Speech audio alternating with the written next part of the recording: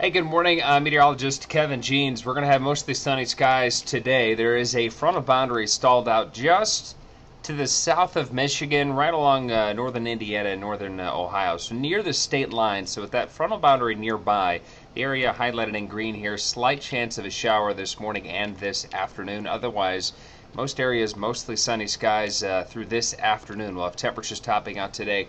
About 84 degrees once again. Just slightly humid, but still a comfortable day. Just a warm August afternoon. And then tonight, 64 degrees for the overnight low. Partly cloudy skies tonight.